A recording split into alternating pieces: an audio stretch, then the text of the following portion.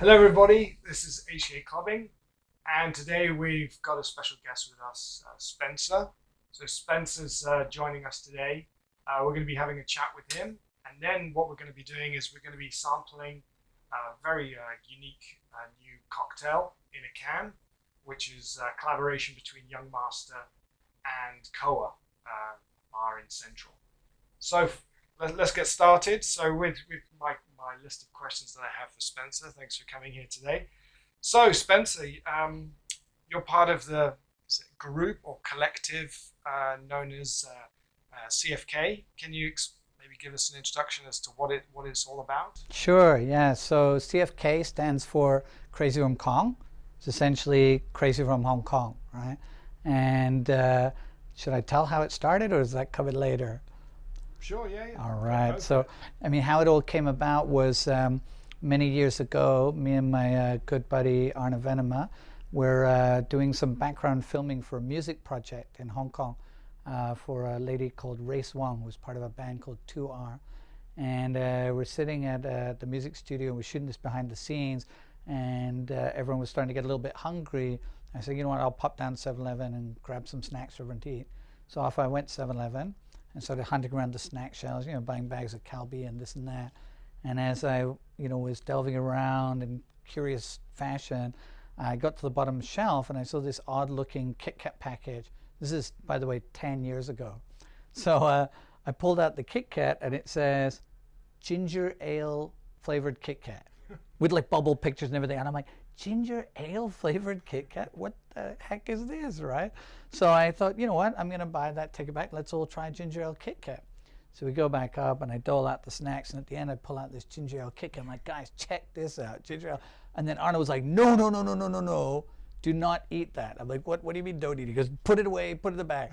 After this, we're going back to my house and we're going to shoot a food review video on my Apple Mac laptop and edit it and put it out about this ginger ale Kit Kat. And I said, okay, let's do that. And that was the start of C.F.K. So what you're doing is you're searching for, I would say, out of the ordinary food and beverage products, something very unique and different combinations of different flavors that may not necessarily, when you initially see it, may not work. So obviously you're curious to find out if it actually does work or not. Yeah. And I think, I grew up in Hong Kong, and the other guys all lived here for years. And, sometimes you get amazed, just walking into a 7-Eleven, walking down the streets, going in a Japanese supermarket, to see all these unusual products, things that we might not be familiar with in the rest of the world, even stuff that not everybody in Hong Kong is trying or tasting, whatever, some really out there types of things, as well as reinterpretations of famous international brands. So one day you walk in 7-Eleven and you see cucumber Pepsi, and you're like, okay, this is not something I typically associate with a Pepsi.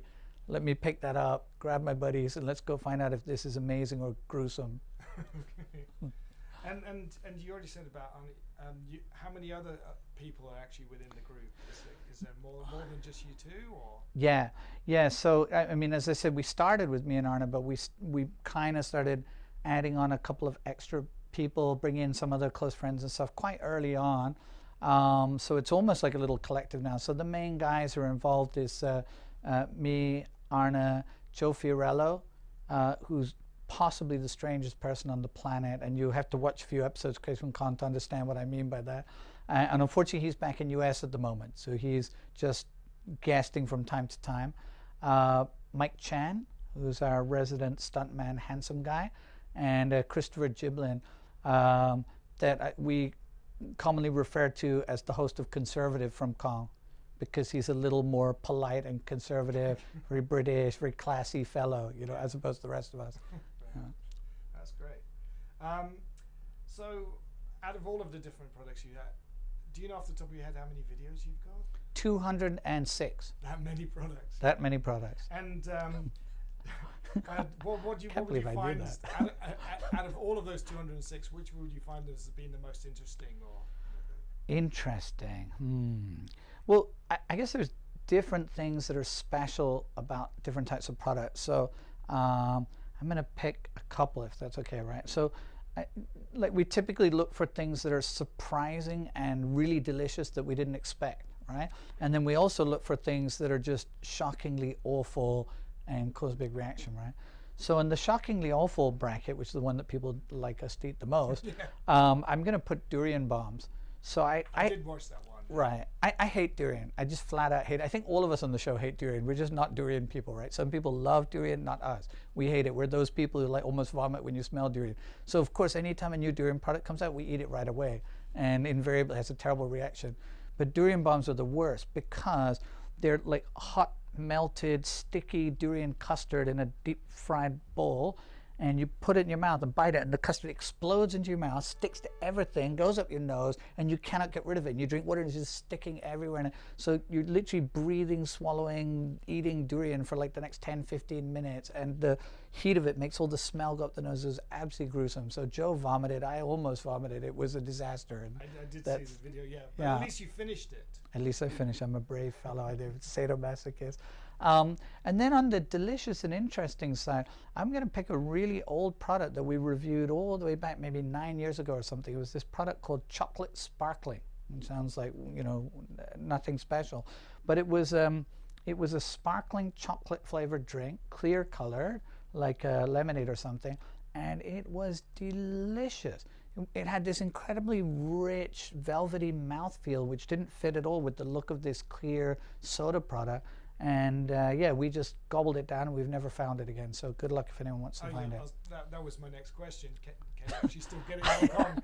You can't find it anymore. I think maybe if you fly to Japan and hunt around like the endless vending machines, somewhere you'll pick it up. But as far as where did you actually get it? Did you buy it in Hong Kong? Yeah, Sogo. I guess that's we bought it in the basement of Sogo. So a lot of our products come from just 7-Eleven or Circle K. Sometimes we see them on supermarket shelves. And then other times we might pop down to like Yatta, Sogo, Aeon, some of the Japanese supermarkets and find stuff there. And sometimes people send us stuff from around Asia and we'll review it, or we might bring a product or two back. But probably 90% of the stuff we find in and around Hong Kong. Yeah. Well, that's what the show's about. That's what it's about, right? And which video out of the 206, which out of all of them went viral the most, like got the most views on your YouTube account? Right. So we have two viral hits. One that went viral on our YouTube, and one that went viral from people ripping it off our YouTube and uploading it on places all over the world. So the first one, the really obvious one, was Frozen Coke, which is easily our worst shot video, and I'm not in it for a start, so I'm jealous. Well, you went back to the machine, but you didn't get. We didn't get nowhere. We got nowhere. Yeah, with the round two. Yeah. They're like Spencer Spat. They're like, yeah, we're not interested in that, you know. And it's funny because we joke about it because it was shot impromptu. So I think we knew about the product and we planned to review it, but we didn't know it was publicly available. Originally, it was launched just at a convention event in Hong Kong. And Arna and Joe were in Kosa Bay and they saw the machine. They're like, oh, we should shoot this right now. Get the phones out, selfie type video, or maybe Mike Chan helping to shoot. And at that time, it wasn't so common for simple phone videos to go massively viral, but yeah, it got picked up and it was everywhere. It was on Channel 9 News in New York. Arna was on the third page of the Daily Mirror, which someone sent us a copy of. BuzzFeed wrote to us wanting to pick up the video, and unfortunately we were too slow at responding, so they just copied it and did it themselves. We had it was all over the place. It was crazy. It had about 1 million something views. You obviously you got the traffic and the international exposure from a product that someone else must have filmed, or no one really picked up on it, which is pretty great that you were able to identify that. Okay, this is really unique and interesting. Let's well, this one was a bit special because, and I don't know why, but they actually rolled it out in Hong Kong before anywhere else in the world, even before Japan. So they put it at a convention here and they showed it off. I don't know why. And then a few weeks later, they put in these vending machines around town, but they didn't really announce it. They didn't make a big deal of it. So not many people knew, and it hadn't hit other places yet. So I think we were just in that first mover, and the idea of a Coke freezing itself the minute you open it was so like mad to people around the world. They were like, what chemicals, what sorcery is being used here, you know? So so yeah, it was good timing. So what was the other? So the other one, and we didn't. People ripped. Yeah. So we didn't even know it was a viral video. So it was our Moss Burger video, right? Where we go out and we eat this famous Japanese burger, Moss Burger, right? Yeah. not a particularly exciting video, although we do talk about You got conducting a the jewelry heist, chain but in Hong Kong. of the chain. So we made the video, and this is that. And then many months later, I think Arna was sitting in Yumla, famous club in Hong Kong in the good old days, and these 4 or 5 Japanese kids come running up to him in Yumla, and they run up to him and they're like, "Oh, crazy from Kong, crazy from Kong," and he's like, yeah, kind of shocked and not those go, hey, and they can't speak any English, so the conversation doesn't really go further. But then they pull out their phones and they start showing him images of Mixi, which is a Japanese version of YouTube, or a similar site to YouTube, but limited to Japanese people. So you need a Japanese phone number to register. It's not open to the rest of the world. And someone had ripped the video from YouTube, re-uploaded on Mixi, and at least for the first day it was launched, it was the 3rd most watched video in Japan with 450,000 views. And we don't know how many it got after that because we can't access Mixi, but they were showing that. Then that wasn't the end of it. Then they started pulling out other pictures, and they pulled out these pictures of the famous outdoor billboards in either Shinjuku or Roppongi. Might even have been at the, Shibuya or Roppongi, might even have been the ones at the famous crossing. And there are these photos of me and Arna in giant, like, billboards, LED billboards, you know, at the side of the road, on 2 of them, eating Mossburger with some subtitles that apparently in Japanese that say Western people enjoying Japanese food or something. And this was broadcast in the, so, and we knew nothing about it. We still have no idea who put it there, you know, where else it might have gone in Japan. In touch about it. They just That's put it. it up there on the billboard. So those are, yeah. And I think we had some, if I remember rightly, we also had a viral hit in Slovakia on 9gag for, I don't remember which video. And then we had another one in Hungary, and we had a minor hit in Russia on vk.com some years ago. So fans would take screen grabs and send it to us, like the Channel 9 News. Someone took a photo of the TV and sent it. It was like, you guys are at Channel 9 News. We're like, wow. Awesome. Sorry.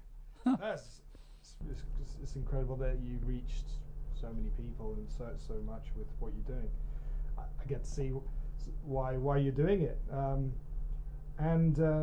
yeah. So is there something that you've wanted to try but have not been able to do yet? And any product, are you how are you queuing them up every week, or you just seeing what you stumble across, or are you really going out actively to try and find these different products?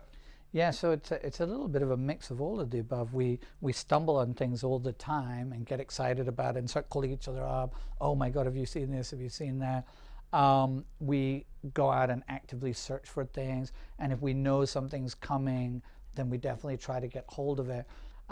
In terms of, are there special things that we want to review that we haven't been able to review or is coming out?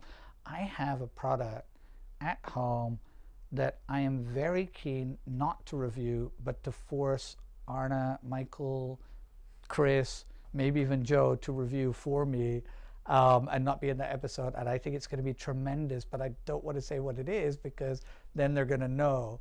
So I just suggest that it's going to be within the next maybe 3 to 4 weeks. Yep. And keep an eye out for the channel, and there's going to be something a little special on there. I'm sure they all hope it's not durian flavored. So. Let's hope, right? Fingers crossed, you know, or stinky tofu flavored, or, you know. Yeah, I'm also keen to review a little bit more of Hong Kong street food. I feel like we have this amazing street food culture, and there are all kinds of things that people around the world are not familiar with and even might be terrified to eat. But it doesn't mean it's not delicious, but, you know, and it's just fun to get out there and, you know, grab a bright orange dyed, you know, duck foot and chew on it for a half hour, or, you know, to go and, you know, fry up some giant intestines and see what they taste like. So it is, well, it's yeah, could be quite intimidating. Chicken bowls, know what it is, but it's awfully tasty. A lot. Have you tried barbecue chicken bowls? Maybe. I don't think I have, but I'd like to. I mean, I wouldn't like to, but someone on the show should do it. I've tried a lot. Okay, well, thank you very much for giving time today. Let's sample these drinks that we have brought in. So a little bit more information about the drinks that we have today. So as I mentioned, this is a collaboration between Young Master and COA. So this is COA is a agave spirit focused cocktail bar. And Young Master is a very well-known established Hong Kong craft brewer. They've released this can version of COA's signature cocktail. Hopefully I get this right. It's La Paloma De Oaxaca. It's a tequila, mezcal, and homebrewed grapefruit soda. Each one is a standard can, 330 milliliters, and each can should offer enough for 2 servings. And the key thing, obviously, why I asked Spencer to come and join me with, is that it actually comes with a little sachet on the side of the can, which is worm salt. So we've already prepared the worm salt, the perfect pour from what I've seen by Jay Khan from COA. What it is you put the worm salt around the rim of the glass. First of all, put a bit of lime juice, put a bit of worm salt around the rim, and then put in some ice, and then pour the can into the glass. And lastly, based on all of that, you can actually get this product on the Young Master website, which we'll put all of those links, obviously Spencer's links, our links, Young Master links, and even COA links, all in the description later in the video. So now it's time for us to try this drink. Awesome. I'm excited. I believe you're a fan of COA. I am a fan of COA. I'm also a fan of Young Master, and Jay is an old buddy. Hi, Jay. And very much looking forward to trying this product. And worm salt, how exciting. Who doesn't want worms crushed and dead and rubbed up in their salt to bring a smile to their face, right? Ah. Oh, it's clear as well. Yeah. I like all these clear drinks. Ideally, you're meant to have ice, but it's okay. We're cool enough. Oh, God, did I really say that on camera? Sorry. Cheers, buddy. Cheers. Smells good. Okay, let's do this. Yeah.